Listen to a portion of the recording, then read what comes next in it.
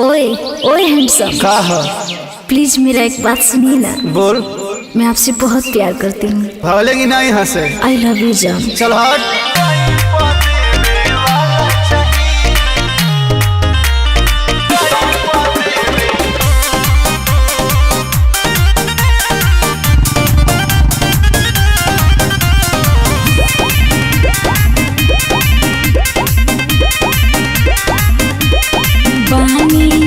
अतना सुंदर तो काहे खात बाड़ भाव। मिलल प्यार में धोखा न कहब केहू से लगा काहे हो अभी दिल ना लगा।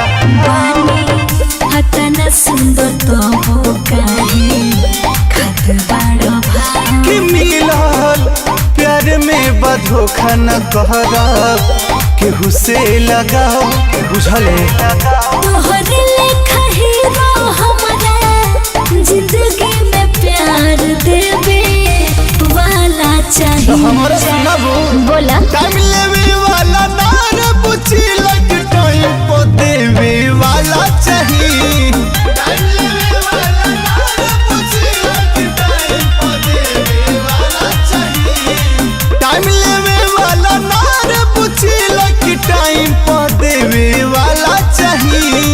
टाइम लेवे वाला ना रे पूछी लग टाइम पे देवे वाला चाहिए। चल सामने से हट।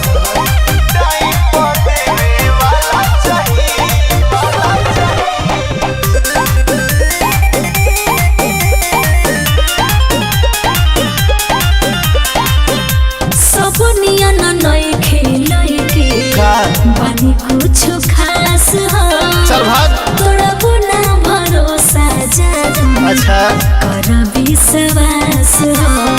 मरवे अच्छा जी जनी मारो डायलॉग के हमरा से बबी तू वतना काहे? हम तुहरा लेखा लइकी देखो निकतना।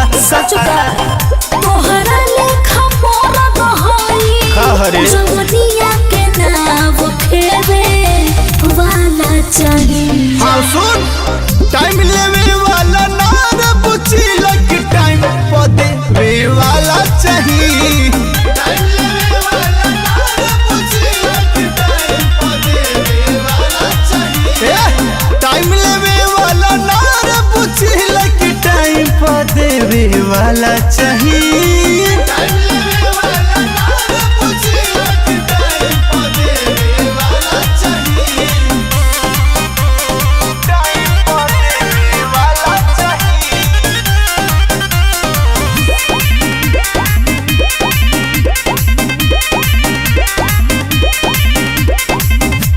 दिलावा में झांक के देखा फोटो बा तोहार हो।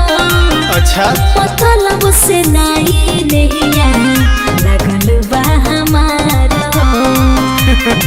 लगी तो मतलब ये होले जनी पूर्वक बनाओ ये भवी धीरज धड़कन के। अच्छा धोखा देली सलोई कि नहीं जानो तनी सब हन के।